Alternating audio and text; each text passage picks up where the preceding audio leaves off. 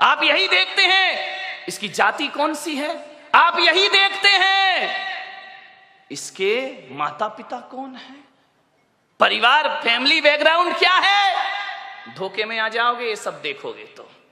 मैं पुलक सागर कहता हूं, फैमिली बैकग्राउंड अच्छा हो तो कोई जरूरी नहीं कि औलाद अच्छी हो। फैमिली बैकग्राउंड दशरथ का बहुत अच्छा था, लेकिन कैकेयी का चरित्र बहुत गड़बड़ था। ध्यान रखिए, फैमिली बैकग्राउंड अच्छा होने से बेटा अच्छा होगा जरूरी नहीं है।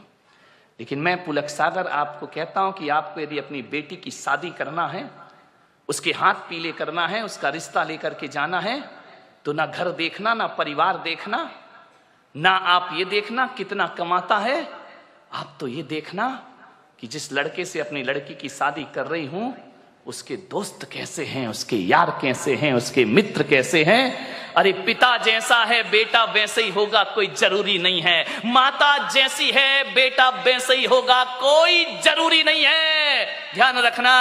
लेकिन ये बिल्कुल जरूरी है कि दोस्त जैसे होंगे लड़का वैसा। दोस्तों का बैकग्राउंड देखो, आप ये देखो किसके साथ उठता है, किसके साथ बैठता है, कहां जा। माँ बाप से छिप के काम करते हैं लड़के, माता पिता को पता नहीं चलता, और दोस्त सड़कों पे बाहर क्या करते हैं। किसी भी बेटी की शादी करो तो लड़के के दोस्तों के बारे में जानकारी जरूर लेना। यदि लड़का अच्छा होगा तो अच्छे लोगों की संगति में उठता बैठता होगा, वो लड़का यदि खराब होगा तो गलत लोगों की संगति में उठता बैठता। आदमी जैसे माँ बाप होते हैं वैसा नहीं होता, जैसे दोस्त होते हैं आदमी वैसा हुआ करता है। ध्यान रखिए। मान्यवर, एक सीख दी है मैंने आपको, इस पर कोई ध्यान नहीं देता है। आप बताइए ना, एक बेटा सही गलत किसकी वजह से होता है? बाप की वजह से, मां की वजह से नहीं मेरे भाई। एक शराबी बाप भी चाहता है कि मेरा बेटा शराब ना पिए। ध्यान रखना। एक जुआड़ी भी चाहता है कि मेरा बेटा जुआ ना खेले, और एक बेश्या भी चाहती है कि मेरी औलाद इस गंदगी में जीवन ना बिताए। ध्यान रखना। एक चोर ने भी ये सपना नहीं देखा होगा कि मेरा बेटा चोर बने। कोई माँ बाप औलाद को चोर नहीं बनाते हैं, कोई माता पिता औलाद को झूठ बोलना नहीं सिखाते हैं, कोई माता पिता शराब पीना नहीं सिखाते हैं, कोई माता पिता सिगरेट पीना नहीं सिखाते हैं। सिगरेट पीने वाला बाप भी चाहता है कि मेरा बेटा सिगरेट ना पिए। ध्यान रखना मान्यवर। मालूम है सिगरेट पीना कौन सिखाता है? दोस्त सिखाते हैं। सबसे पहले शराब पीना रिश्तेदार या माँ बाप ने नहीं सिखाया, शराबी बाप भी नहीं सिखाता है कि बेटा तू पी ले। ध्यान रखना।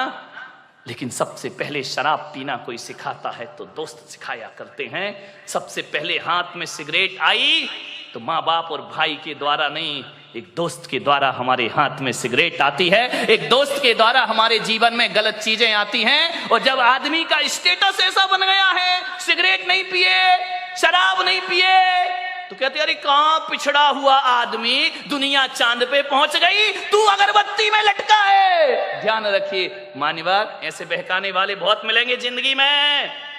मान्यवर, मैं तो कहता हूं यदि बिगाड़ने वाले दोस्तों से तो बिना दोस्त की जिंदगी गुजार लो, वो अच्छी हुआ करती है। लेकिन ऐसे दोस्तों की संगति ना करो जो हमारी जिंदगी को बर्बाद करके रख दिया करते हो।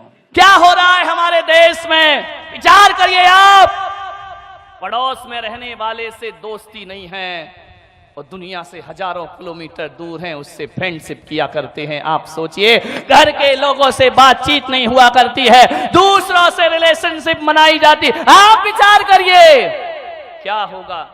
हम अपना जीवन याद करते हैं, आज का बच्चा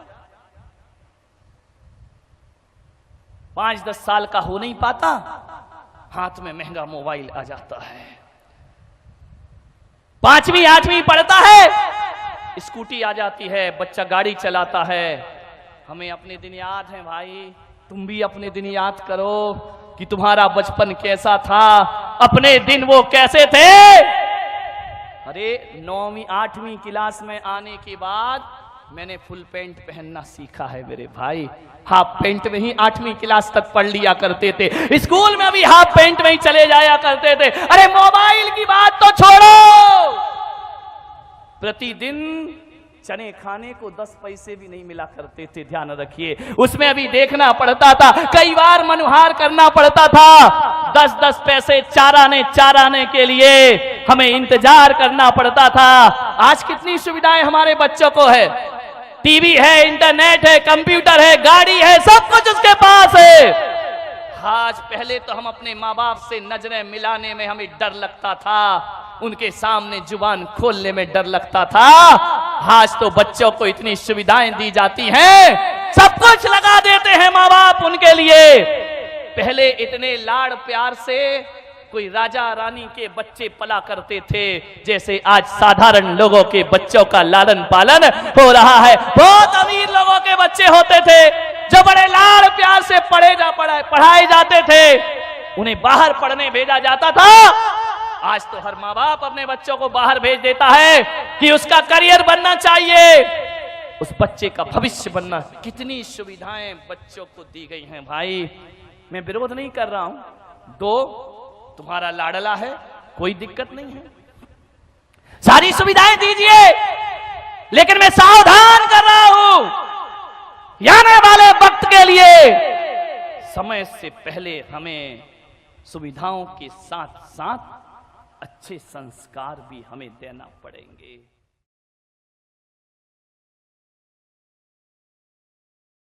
बच्चे वही करते हैं जो तुम करते हो, ध्यान रखिए।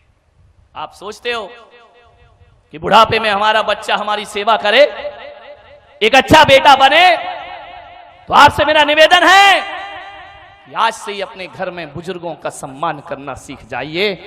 अरे मैं कहता हूं कि अपनी भाषा पर विशेष ध्यान दीजिए। आदमी इतनी अनर्गल भाषा बोलता है कि वह भाषा एक दिन उसकी आदत बन जाती है, और ये आदत ब्लड में जाकर के घुल जाते हैं संस्कार, फिर वही उसकी जिंदगी बन जाती। आदर्श व्यक्तित्व बनिए, भाषा का एक आदर्श होना चाहिए। ऐसा परिवार बनाओ, ऐसा माहौल बनाए माताएं कि बड़ों से ही आप कहना ना सीखें, बल्कि बच्चों से भी आप कह करके बातें करें, बच्चों में भी जी लगा करके बातें करें। अरे बच्चों की बात तो छोड़ो, मैं तो कहता हूं कि तुम्हारे घर में जो नौकर रहता है ना, उससे भी इज्जत से पेश आइए।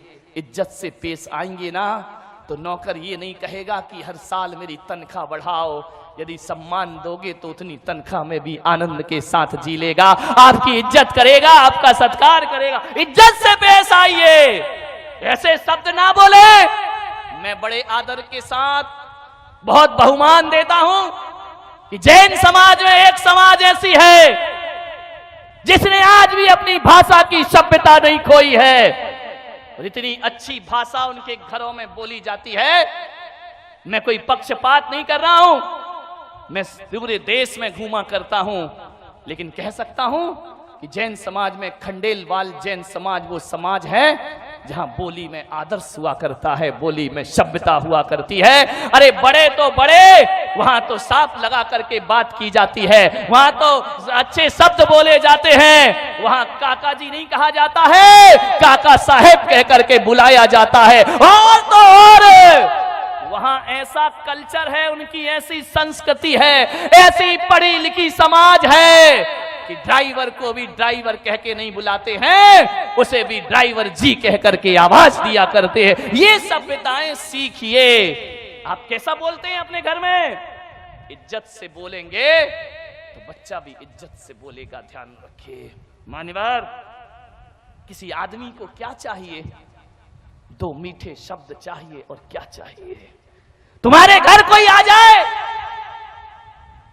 मैं कहता हूं चाय फीकी हो तो चल जाएगी, लेकिन आदमी की वाणी बड़ी मीठी होना चाहिए। मीठी वाणी होगी, वाणी अंतरंग का दर्पण हुआ करती है।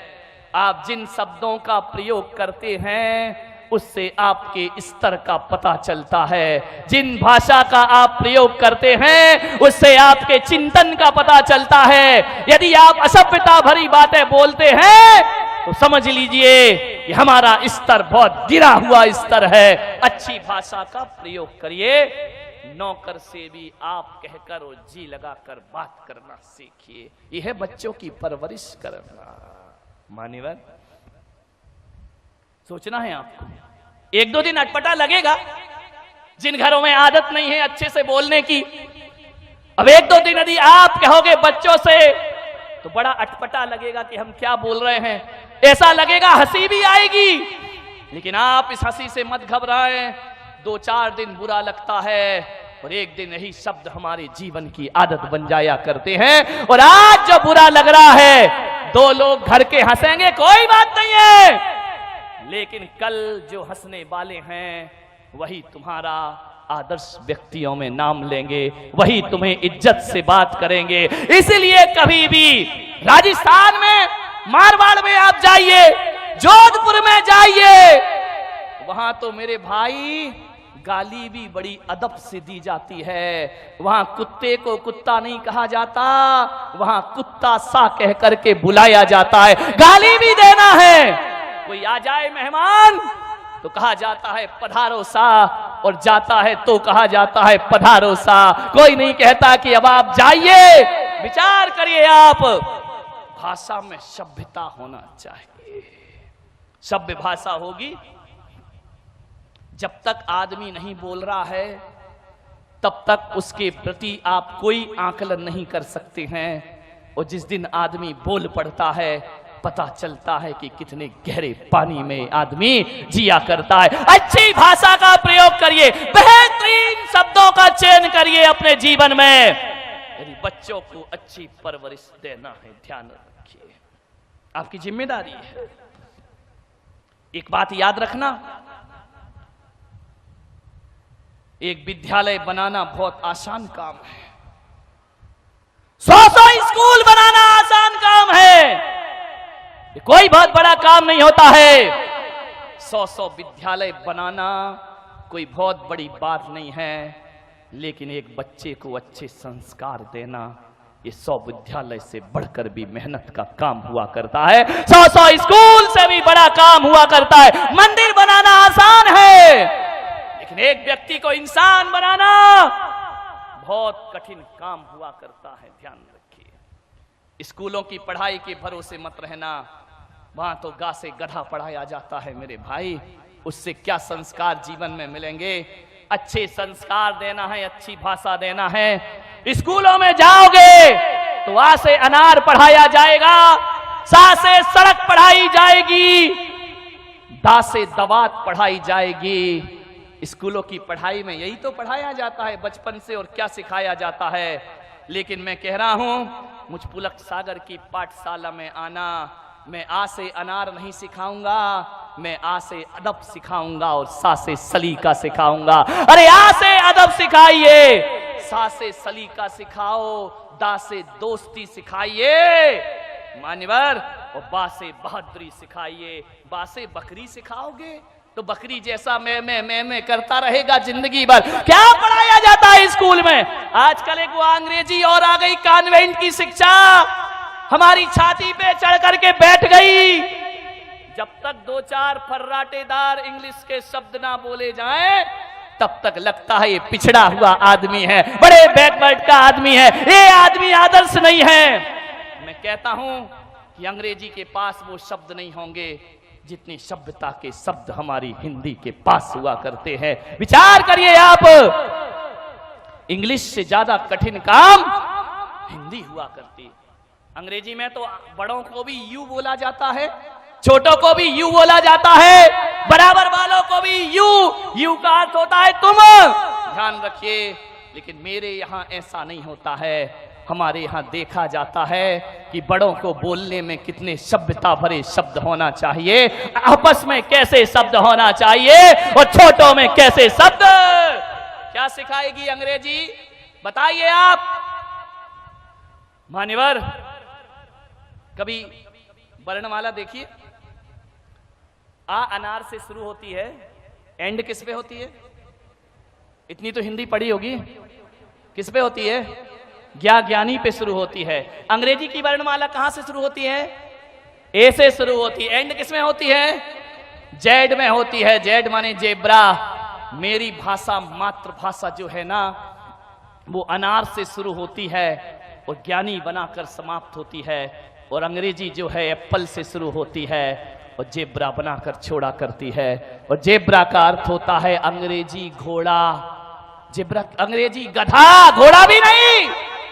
ध्यान रखिए, अच्छी भाषा बोल, संस्कारित शब्द होना चाहिए।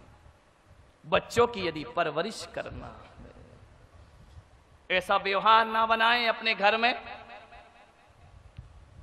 कि बच्चे और पत्नी इंतजार करें कि पिताजी थोड़े बाहर चले जाएं तो हम सुकून का जीवन जी सकें। नहीं मेरे भाई, इसका मतलब है आपका व्यवहार रूखा है। आपके घर से जाने के बाद बच्चे यदि नाचते हैं, खुशी होते हैं, उछलते हैं, कूदते हैं, तो आपका व्यवहार जरूर रूखा है। अरे ऐसा जीवन ना बनाएं कि पत्नी और बच्चे कहें कि कुछ देर को तुम बाहर चले जाओ। ऐसा जीवन बनाओ कि 5 मिनट लेट आओ तो पत्नी का भी मन न लगे और बच्चों का भी मन न लगे। अच्छा जीवन अपना बनाइए, अच्छा व्यवहार अपना बनाइए, जिंदगी को संभालने का प्रयास करें। थोड़ा बहुत